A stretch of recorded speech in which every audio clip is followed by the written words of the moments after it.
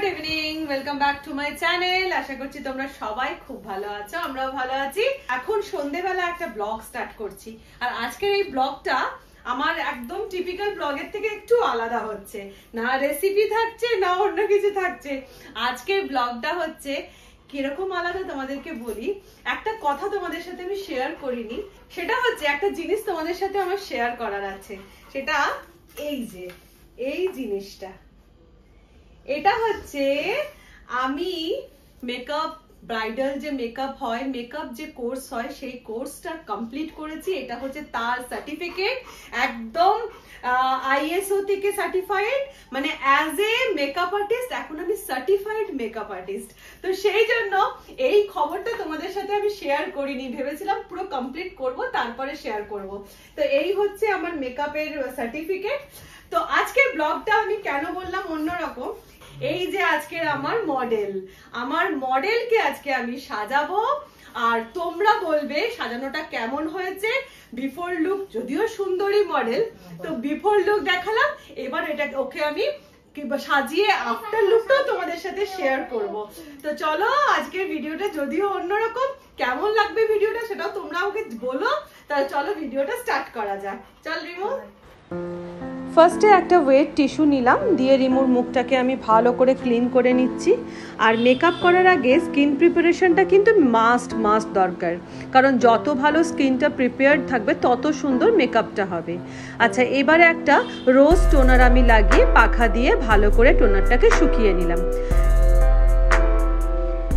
এবার একটা jail base moisturiser নিলাম, যেটা আমি ভালো করে লাগিয়ে ব্রাশের সাথে মিলিয়ে দিলাম। আর রিমুর স্কিনটা যেহেতু নর্মাল স্কিন, সেই জন্য জেল বেস ময়েশ্চারাইজার লাগালাম। এবারে ময়েশ্চারাইজারটা লাগিয়ে নিয়ে আমি কিছুক্ষণ স্কিনটাকে ছেড়ে দিলাম। নেক্সট আমি নিয়ে চলে এসেছি প্রাইমার। এটা রিকোডের প্রাইমার। আমি প্রাইমারটাকে ভালো করে ওর গালে, ওর কপালে বা সমস্ত জায়গায় ভালো করে লাগিয়ে দিলাম। প্রাইমার লাগিয়ে স্কিনটাকে আমি 1 মিনিট মতন রেস্ট দিলাম। তারপরে আমি অ্যাপ্লাই করছি আফলেজার একটা কনসিলার প্যালেট।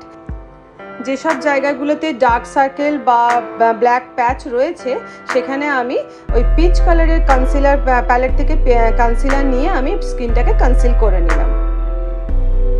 দেন একটা ওয়েট বিউটি ব্লেন্ডার দিয়ে আমি এই কনসিলারটাকে ভালো করে সেট করে নিলাম। নেক্সট আমি অ্যাপ্লাই করছি যে কনসিলার প্যালেট থেকে রিমুর যে স্কিন কালার, সেই স্কিন কালারের একটা কনসিলার অ্যাপ্লাই করছি। সেটা আমি আবার ওই যেখানে যেখানে আমি পিচ কালারটা দিয়েছিলাম সেই সব জায়গাগুলোতে অ্যাপ্লাই করলাম। দেন আবার বিউটি ব্লেন্ডার দিয়ে এটাকে ভালো করে সেট করে নিচ্ছি।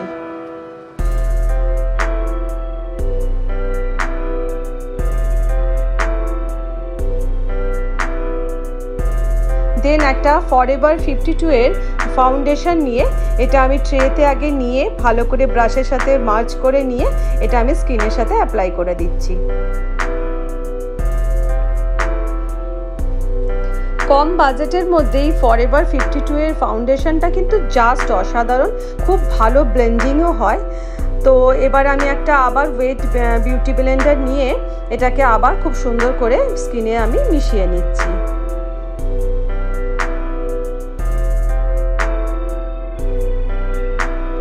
এবার আফলেজার ওই প্যালেট থেকেই একটা ডার্ক কন্ট্যুর কালার নিয়ে আমি ওকে একটুখানি কন্ট্যুর করে নিচ্ছি। যদিও ওর ফেসটা খুব একটা চাবি ফেস নয়, যে কারণে কন্ট্যুরের খুব একটা বেশি প্রয়োজন নয়, আমি হালকা করে ওর গালে, ওর চিকবোনে, চিনে সব জায়গায়, প্লাস নাকে, কপালে আমি হালকা করে কন্ট্যুর করে নিলাম।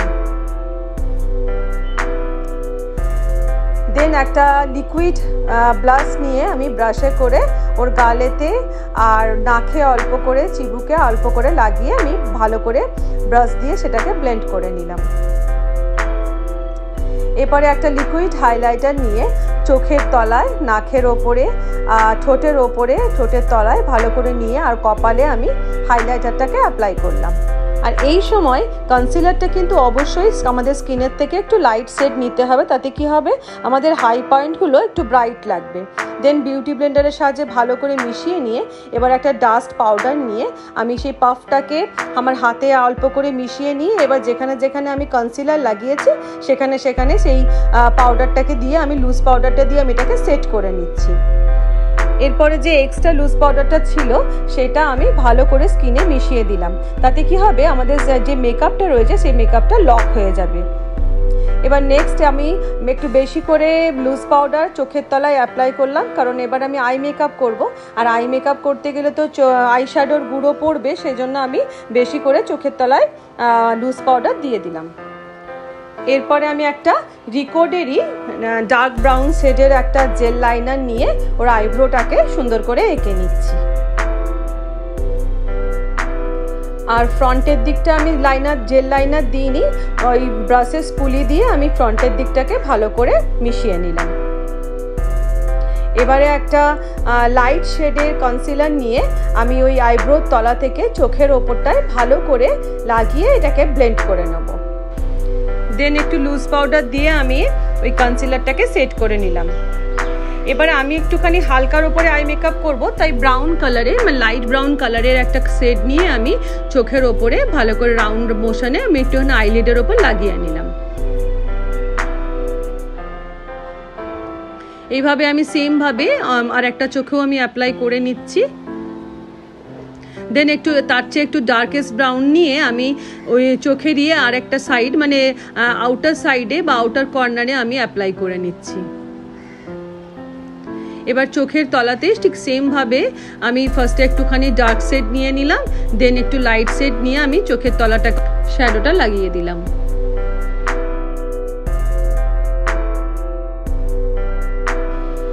রিমুর চোখগুলো এমনিতেই খুব বড় বড়, তাই আমি কাজল না পরিয়ে চোখের মধ্যে আমি একটুখানি নিউড কালারের একটা কাজল পেন্সিল নিয়ে আমি চোখে লাগিয়ে দিলাম। দেন একটা সিমারি শেড নিয়ে আমি আইলিডের ওপরে ঠিক সেন্টারটাতে ভালো করে হাত দিয়ে ব্লেন্ড করে নিলাম। এবার একটা লাইনার পেন্সিল দিয়ে আমি চোখের ওপরে একটু পাতলার ওপরে একটু লাইনার করে নিলাম, আর অল্প করে ছোট্ট করে উইংস বার করে নিলাম। এভাবে আমি দু চোখেই চোখের ওপরটাতে লাইনারটা লাগিয়ে দিলাম।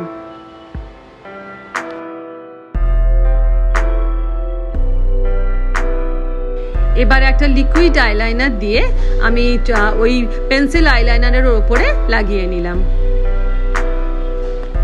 দেন খুব সুন্দর করে আমি মাস্কারা অ্যাপ্লাই করলাম ওর আপার আইল্যাশে আর লোয়ার আইল্যাশে।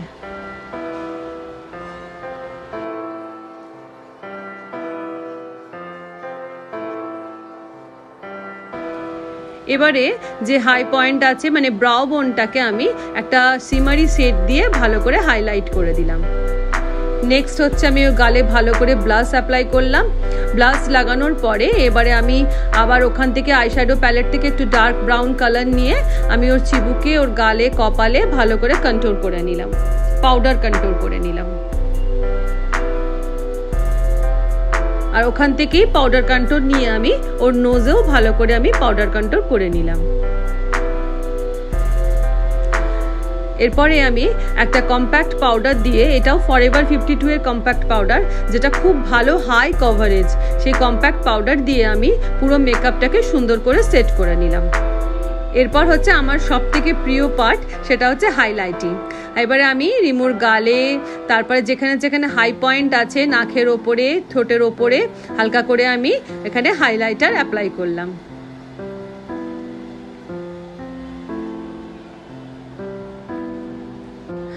তারপর রিকর্ডের একটা সেটিং স্প্রে দিয়ে ভালো করে পুরো মেকআপটাকে সেট করে নিলাম, দিয়ে পাখায় আবার সুন্দর করে মেকআপটাকে শুকিয়ে নিলাম।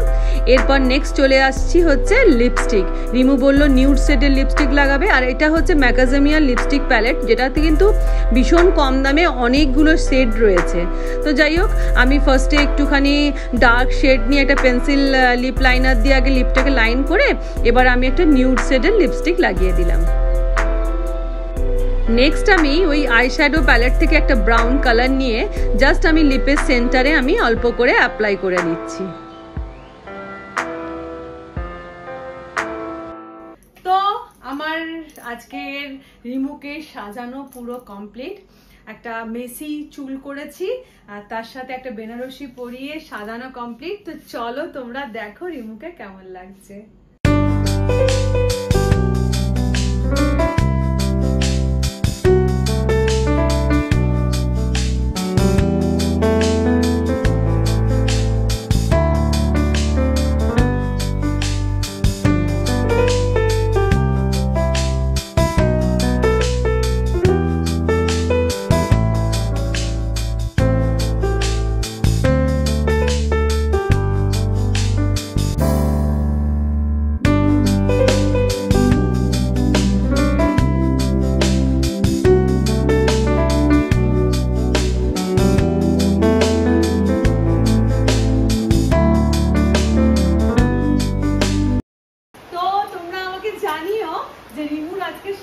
কেমন হলো আর রিমুকে কেমন লাগছে অবশ্যই আমাকে কমেন্ট করে জানিও। তাহলে কি বলতো আমারও একটু মানে কি বলবো আমি এনার্জি পাবো আর কি।